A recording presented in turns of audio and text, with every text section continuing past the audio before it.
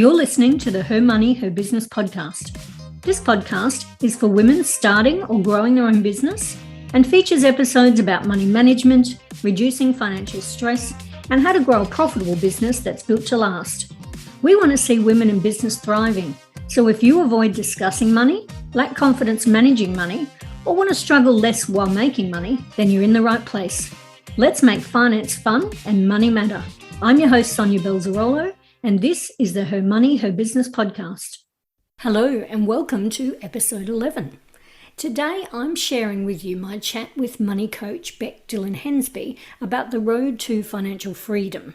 It's an important topic that follows on from episode 3, where I spoke about personal finances before business finances. So before we get into the episode, here's a bit about Bec. Bec Dillon-Hensby is a money coach that helps women to live their lives the way they want to without money getting in the way. Her foray into the world of finance began out of necessity when she found herself flat broke and having a breakdown in a supermarket aisle. After much learning, Bec completely transformed her personal finances and wanted to help others to do the same. She became a financial advisor and spent years working with one of the biggest banks in Australia. In 2019, Bec launched her business as a money coach to help women with the money management and the mindset skills they need to be able to live life on their terms. Because life's too short to work, pay the bills, and repeat. I completely agree. So in this episode, before we get into it, it is very much a back to basics episode around financial freedom. So we talk a little bit about what is financial freedom, because it's different for everyone, and some basic tips that Bec gives us as a money coach on getting started on the road to financial freedom. So simple things that you can do to really start understanding what it is that you want from financial freedom and putting in some steps to get you there. So it's a great episode, and why don't we just get started? Hi, Bec. Thanks for being on the podcast. Thank you so much for having me. I'm excited to be here. Yes, it'll be good to chat. So we're going to have a chat today about the road to financial freedom. So where are you at? You were telling me when we were talking off podcast that you were in the process of getting your financial planner's license back. Is that right? Yes, correct. So I am a former financial advisor, and for the last couple of years, I have been focusing just on coaching and education. But yes, in the process of getting my financial planning license back so that I can further support people. So very exciting times. Yes, that's excellent. Yes, I am a bookkeeper by trade and a business financials coach, focused obviously on the business finances side and helping business owners understand their P&Ls and all that sort of stuff. But I'm fascinated by financial planning and that side of things because there's so many rules and regulations around it. Yes. Sounds tricky. It's definitely a challenging industry and environment to navigate, that's for sure, particularly as you mentioned with all of the red tape that's involved, but it is equally rewarding. So it's almost it's definitely worth the pain. Yes, to go through that. Yeah, absolutely. Yes. And so the tagline of this podcast and the underlying message of this podcast is about making finance fun and money matter for women in business. So my first question that I'm asking all the guests that come on is, how can we as women make finance fun or more enjoyable at least? Yeah, well, it definitely can be fun. I think there's a misconception out there that finance is hard and tedious and requires lots of effort. There definitely is fun to money if you allow it, if you allow the fun in. I think how we can make it more fun is to start to focus on what money can give us and bring to our life rather than what it takes away, because I think sometimes we focus on maybe more of the negative sides of money as what it takes away from our life, who we have to give our money to, what we need to do with it, instead of focusing on what it can do for us, what it can do for our lives, what it can do for the world, if we're speaking at a higher level. So when we focus on what money can do for us, for our lives and the world around us, we can make it fun again when we start to think about all of those different opportunities. Yeah, absolutely. Yes, I really agree. I think that's a great way of reframing how we're thinking about money. Because you're right, we absolutely focus on, oh my gosh, I've got to pay for this and I've got to, there's money going out for this, but we're really not focused on the bigger goal and the picture and, what it's doing or can do for us. Yeah, that's great. I like that. And what about the money matter side of things? So why do you think money matters and should matter to women managing businesses? Because often it's something we don't really necessarily focus on why it matters. You're correct. I work with a lot of business owners as well in my coaching business, and money is almost just sort of pushed to the side a little bit. We go into business to do something that we love and something that we're passionate about. And money has to form part of the equation because, we're in business, but it isn't necessarily a priority for so many women in business. But if we can be real and I can be blunt for a second, money is the lifeblood of a business. And so paying attention to it, showing it a little bit of love and care, bringing some structure around it, taking the time to really understand it and get to know it can not only help your business, but if we come back to how we can make money fun again, money provides you with opportunities to run your business and also to live your life the way that you want to. So paying a little bit of attention with money is ultimately going to help you to have more of it so that you can have and do the things that you want in your life, so that you can make a genuine difference in the world as well, if that's important to you. So if we pay attention to what is fundamentally the lifeblood of our business, make it really matter and a focus of our business as well, we can really start to thrive financially, which is not only going to support our business, but also our lives and all of the things that we want to do, focusing on every single one of us. When we close our eyes, we have this picture of this life that we want to live. And when we sort of park money off to the side and not show it some love, we lose sight of that and it starts to feel really far away. But when we bring it in focus and when we make it matter and start to show it the love and the attention that it deserves and that we deserve, we start to catch on, oh, hang on, maybe I will be able to do some of these things. Absolutely, yes. It gives us goals and hope and all those really nice things that that, like you say, we've got a vision for what we want to do, and it helps us achieve those things. Yeah. So, what's your money journey been like? Because I know you've had a journey, as we pretty much all. Oh have. yeah. What's your journey been, and can you share some of that with the listeners? Of course. Well, the reason that I work in finance now is because I needed it most out of anyone that I think I've ever known. So there's definitely method here. So basically, I rewind, let's say, about 12 years ago, I had no money. Some family circumstances led to a point where I always recount this breakdown that I had in the middle of a supermarket aisle, which is kind of the turning point moment for me, where I had to go and buy groceries for me and my family, and all we had was sort of coins. So I ventured down to the supermarket. I had this handful of coins and I was looking around. I was realizing how little it would get me. And I was so defeated because I was so angry at these coins. It's just this money was completely defeating me and I had no idea what to do. I'd never learnt about money and how to manage it and what to do with it. And I found myself in this impossible situation of, having to live on dollar loaves of bread and everything. It was dreadful. And so while I was getting strange looks from people that were walking past me in the supermarket, what is wrong with this lady? I made a conscious decision. This thing is completely ruling my life. I need to do something about it. And so it was definitely from that point a lot of trial and error. I did lots of learning about money as much as I could. I read books, I spent time on Google, and I just tried and failed at a lot of things. And then I would try something new and find something that worked and embrace that and build upon it. And eventually found myself in a position where I was not only doing okay, but I was starting to have a little bit of money left over. And I got to the point where then I stalled again a little bit more. So I was okay. And then I couldn't understand how to go from going okay to actually thriving to actually being able to achieve goals and live life the way that I wanted to. So I had the money management down pat, but then there was almost like I was just hitting this wall and I couldn't take it any further than that point. That's when I discovered the world of money mindset and understanding my behaviors with money.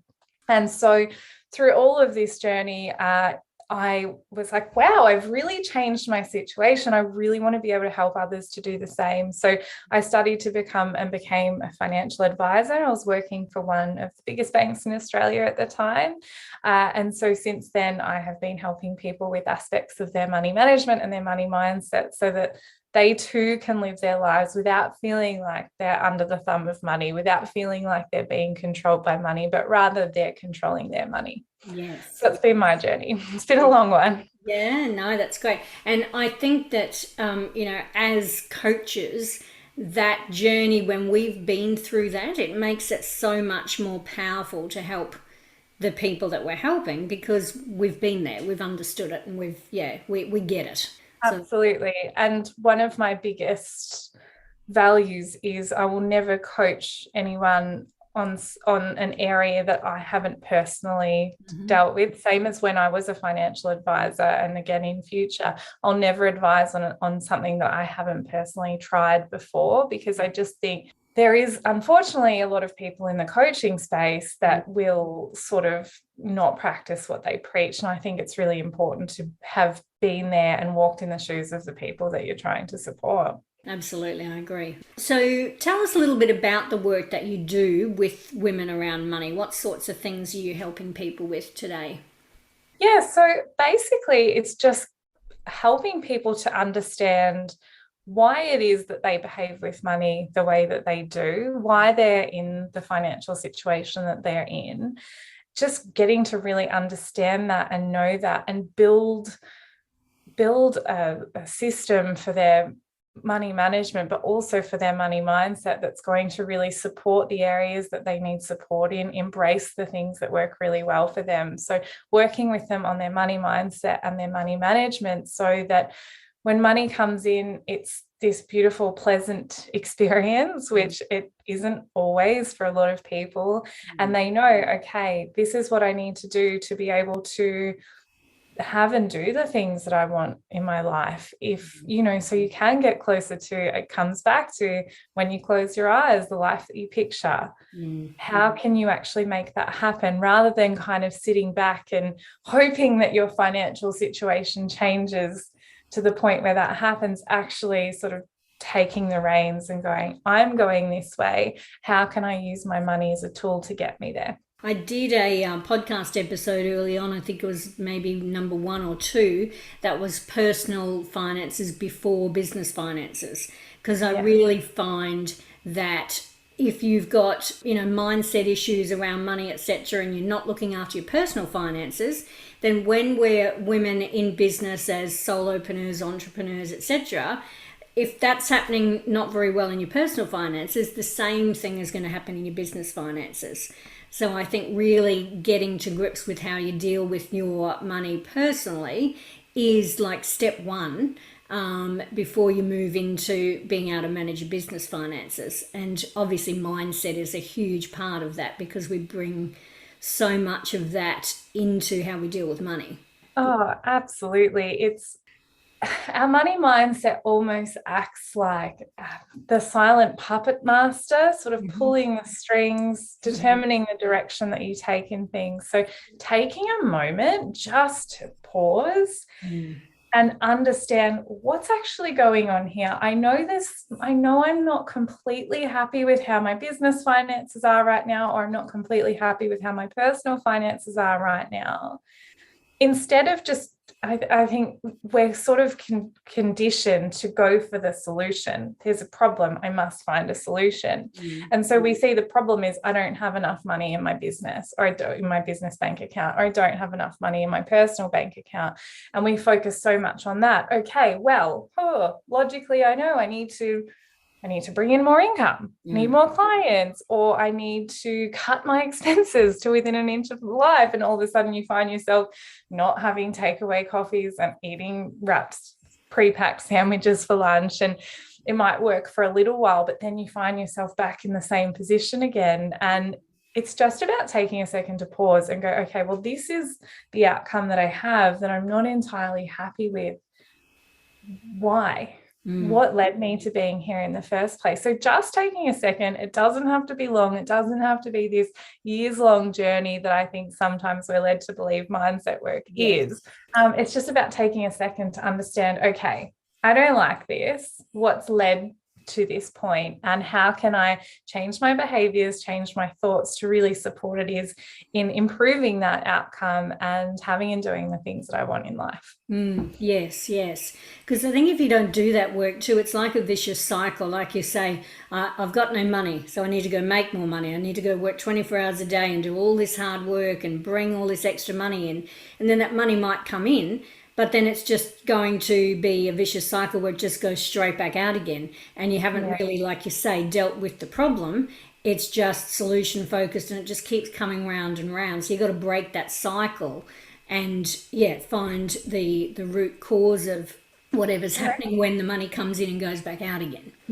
So I was a financial advisor before I really came to grips with money mindset. So I knew all of the practical strategy and the complex things, and I had tried. And again, I was doing okay, but the life that I pictured when I closed my eyes wasn't happening. And it was just this frustration of what is going on here. So I think practicalities of money alone, unfortunately, if it won't fix a situation unless you can have a look at, or just at least try and understand, okay, what's going on here and how can I support myself from a mindset and practical perspective to be able to move past this. Yes, one really can't work without the other. Correct. Yes. I wholeheartedly believe it has to be both. And so we're talking more today also about the road to financial freedom for people. So what is financial freedom to you, and why do you think it's so important today for women to be working towards this? Financial freedom for me, I don't necessarily think it's about, a lot of people will, I'm just thinking of stock images of lying on the beach and everything like that. I think financial freedom is just about having choice. Yeah. It's about being able to live the life that you actually want to live, not the life that you have to live because of a bank account balance. Financial freedom is about having the choice if you want to work or not work. It's about having the choice of doing things because you want to do them, or saying no to things because you don't want to do them, not because of a bank account balance. So that's ultimately what financial freedom means to me. And I think it's important that we work towards that, because honestly, life's too short just to be working and paying the bills and then repeating that all over again. I think all of us have these desires for ourselves and for our lives and for the things that we want to achieve and the things that we want to do for the world as well. And so if we can work towards having those choices and being able to say yes to the things that we want and no to the things that we don't, without money being a factor in that decision, I think life is a hell of a lot better, right? Yeah, absolutely. That's where the fun comes. Exactly. As well. Yeah, absolutely. Choices. I think, women that are out there that don't have enough choices or the ability to make those choices. And it's sad because we should be out there doing, what it is that we want to do. I mean, we have enough things to manage in our lives, for, women that have got children, or women that have got other people in their family that they're looking after, or, all these sorts of things that we've got in our lives. We need to also be able to look after what the choices are that we want to have for us. And, if we've got a family, for our families as well. And if we don't understand our money and how all that's going to happen, it's just like Groundhog Day, I think. And, you don't want to wake up when, your kids are sort of getting older and things, and then you're like, oh, well, I haven't done any of those things that I wanted to do, or been able to make those choices, and then you have regrets and things. I think now's the time to really deal with what we need to deal with to be able to move towards that financial freedom and knowledge around our finances. Oh, absolutely. And I think financial freedom as a concept can feel so overwhelming, particularly for someone that feels like they're kind of just managing. So the thought of being able to say yes to the things that they want and say no to the things that they don't, it feels a lot and it feels overwhelming. And for so many people, it feels a little bit unachievable. And so I think there's different gradients of financial freedom as well, which I think we need to talk about, because I cannot sit here and say that I am 100% financially free. No. I'm still working. I am, in my business. I still have a mortgage. I still have commitments that I have to pay for. But I have so much more financial freedom in my life now in terms of choosing how I spend my time, in terms of not having to worry about a lot of the little things. So I think we can just work towards having small pockets of financial freedom in our life. So it could be something like knowing that you don't have to say no to a daily coffee if that feels really good for you, knowing that you can go and grab a massage once a week or go to a yoga class or something like that. That you will have, if you work towards those smaller pockets of financial freedom, you'll eventually find you get more and more and more and more, and you will one day be at a point where you are truly financially free. But it's definitely a step-by-step process. Yes, and a work in progress, yeah. And I find as well that those small steps give you that confidence to take that next little step further, and it just, like you say, it's like compounding, in the financial world. Exactly. That small thing just builds and builds and builds until all of a sudden you've done some amazing things, and you really get that momentum going to continue, or the motivation as well to continue, because you can see small successes. Like you say, if your goal today is financial freedom, then that looks unachievable. But if your goal is steps towards financial freedom of small little changes that you can make, then it's that motivation to keep going, which is, I think, one of the keys to keep going. And I think the other thing you talked about around choices and financial freedom and what's right for you, because financial freedom, might instantly, for people who not really sure what we're talking about, it might sound like we're talking about, we're sitting, like you say, sitting on a beach, we don't have to work anymore, the money just starts rolling in. But it's not about that at all, because that is often not the dream for most people. I don't necessarily want to stop working because I love what I do. So for me, financial freedom is more about being able to get to the goals that I have for, me and my family and those things that we want to achieve. It's being able to, financial freedom is being able to not have to work after we do this podcast and take my kids down to do the shopping for school stuff. If I was in a normal, if I was in a 9 to 5 job, then that's not necessarily financial freedom to me, because I can't just go and do those things. You've got to figure out, haven't you, what financial freedom is for you first, and then start to put some things in place.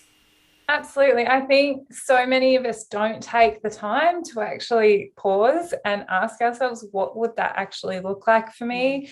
Because we're kind of conditioned to just get in, work, make as much money as we can, save as much money as we can, and we kind of expect that we'll figure it out along the way. But one thing that I think is really important that's underestimated is working out where it is that you want to go, what it is that you actually want to do. Because I think, at least in Australia, and a lot of other countries, let's be real, it's kind of, okay, well, you grow up, you buy a house, or get married, buy a house, have kids, send them to a good school, work as hard as you can, save as much money as you can to retire as early as you can, and then you can enjoy in retirement and travel and do all of the things.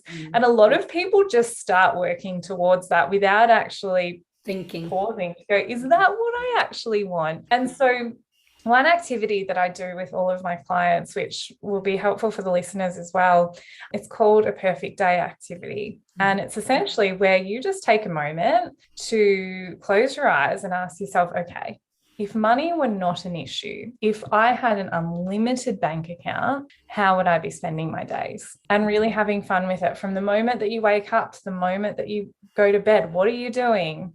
Who are you with? How are you spending your time? Are you working? Are you running your business? Are you doing that daily coffee? Are you going for yoga classes? Just getting really clear about how you would be spending your time. Quite often it does look a little bit different to that traditional, this is what you should work towards financially. And then that allows you to work out what those smaller points of financial freedom are. Okay, this is how I would be spending my day. How does that differ from how I'm spending my day right now? What's missing? And then, so for a lot of people, it is little things like, okay, well, it'll be going to yoga 3 times a week. Cool. Can you do that now? Excellent. You've just reached a small point of financial freedom. If you can't, okay, how can we play with your finances and the way that you're managing them right now to make that happen? So it's about working out what is missing from that ultimate point of financial freedom and just creating some structure around your money and some intention around your money to bring those things into existence to the point where that perfect day is your reality. And that again comes back to what we've been talking about through this whole thing, which is small steps. Small things that you can do just to get started if it all seems too much. I had actually, my next question to you was, what are some of the advice you would give to people who wanted to just get started with something today? And that's a great place to start, I think, is figuring out what it is you really want. It's about working out what it is that you want. So where you want to go, where you are right now and what's missing. And when you identify the gap, it's about determining, okay, well, what needs to happen to close this gap? And for most people, that will look like a combination of their money mindset. So working out how it is that they're behaving with money at the moment, and if that's supporting them in getting closer to that perfect day and getting closer to what it is that they want. And then the way that they're practically managing their money, how are you managing your money right now? Is the way that you're managing your money going to support that perfect day or getting closer to that perfect day and filling those gaps? Or is the way that you're managing your money right now going to keep you exactly where you are and not fill that gap? So it's just about getting a feel for where you want to be and where you're at and trying to work out what you need to do to fill that gap. That's great, yeah. And what do you find, so people can get a good real picture if they want to start today, what are some of the challenges that you see people coming up against when they go through this process to keep an eye out for? The first one, so again, if we break it down into the 2 separate parts of mindset and practicalities of money management, the biggest challenge for most people is that their behaviors around money have become automatic and unconscious to them. So we fall in habits with our money and we don't realize how we actually behave with money, what we're practically doing with our money on a day-to-day basis. We just go about our lives, and then maybe once a week or once a month, we'll look at our bank accounts and be like, where did all that money go? Yes. And so it's about just becoming aware of how it is that you're actually behaving with money and what might be leading to that in terms of feelings and thoughts and beliefs around money. So just having some awareness around what's actually going on is probably the biggest challenge for most people because it has become so automatic. I know this analogy has been used time and time again, but it's really true. When we learn to drive a car, at first, it's so overwhelming. We have to think about all of the things like turning the key, putting the foot on the brake and the clutch and indicating and trying to work out what gear and looking in all of the mirrors and just feeling so completely overwhelming. And then now that we've been driving for quite some time, sometimes we'll get to a destination and be like, how did I get there? How did I just get here?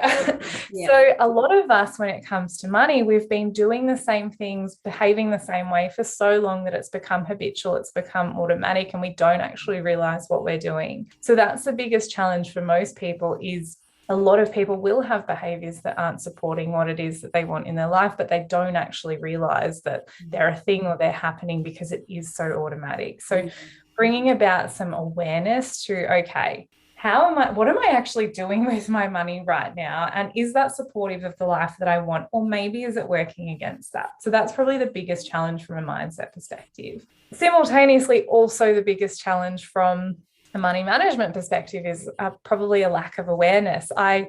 So many people just don't have much of an understanding or oversight of their numbers and where it is that they're starting from. Yeah. People are always shocked when we go through this process of ascertaining. So there's 4 key areas that you want to know when it comes to personal finances. You want to know how much you're earning, you want to know how much you're spending, you want to know how much you own, so what your assets are, and how much you owe, what your liabilities are. They're the 4 key areas.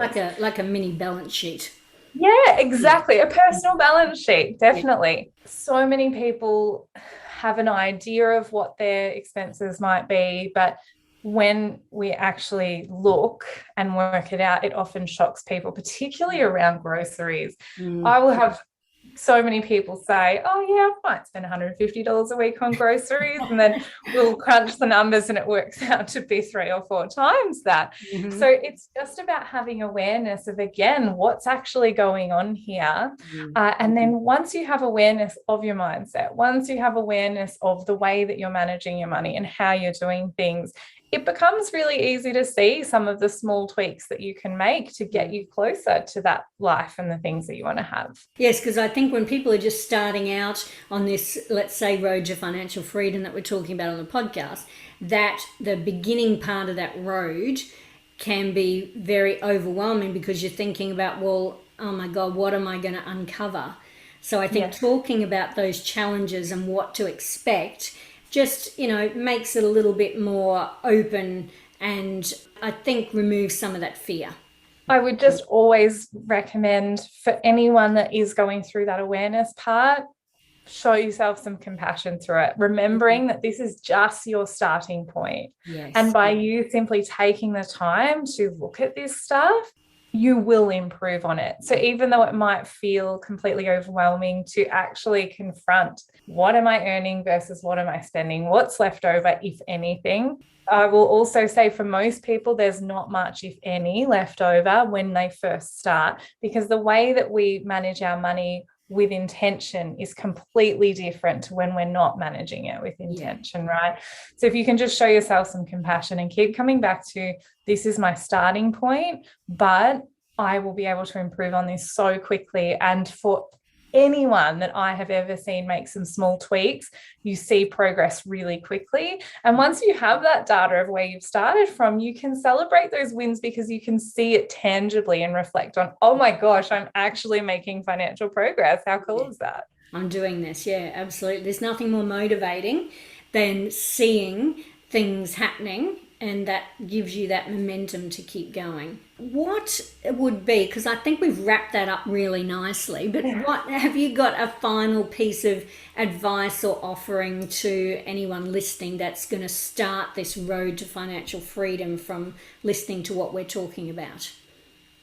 Honestly, I would just say, just start. I know everyone hears that before, but I promise you, so I am in a completely different financial situation now than I was 12 years ago. And I'm seeing the compounding effect of that. And honestly, I haven't done one big thing or lots of big things. I just make small little steps every day. So I would honestly, as soon as this podcast is finished, just pick one thing that you're going to do. It could be something as simple as checking your bank accounts and just seeing how much money you've spent over the last week. It could be listening to more of these episodes and gaining some insights. It's just about picking one small thing and doing that every day. And then you'll find you do that small thing, and then you'll want to do another small thing, and then you'll want to do another one and another one, and they all add up. And then you all of a sudden find yourself having made progress. So as soon as this podcast ends, I would love for you to go and just do one small thing that is going to get you closer on the road to financial freedom, because I promise, I have worked with a lot of people over the time, and I have seen a lot of people transform their financial situations, and that's all it is. It's just a series of small steps. So just take one. Love it. Thank you so much for being here. So Bec, you are a wealth of knowledge. I think this has been a great topic for the podcast and talking to women about their money and their business. I'm going to make sure in the show notes that all of the links and things you've provided me so people can follow you and check out more of what you're doing. You've got some great stuff on social media as well. You do really good posts and really informative advisory type posts. So I think there's lots of wealth to be found even just in your social media. Yeah, so everyone go and check out Bec. And thanks for being here. Thank you so much. Thanks for having me. Inspired to take action? Head on over to our website, blossomingbusiness.com.au, for this episode's show notes and access to all of our resources. You've been listening to the Her Money, Her Business podcast. If you enjoyed this episode, please head over to iTunes and leave us a review. I'm Sonia Belzarolo, and until next time, keep striving to make finance fun and money matter.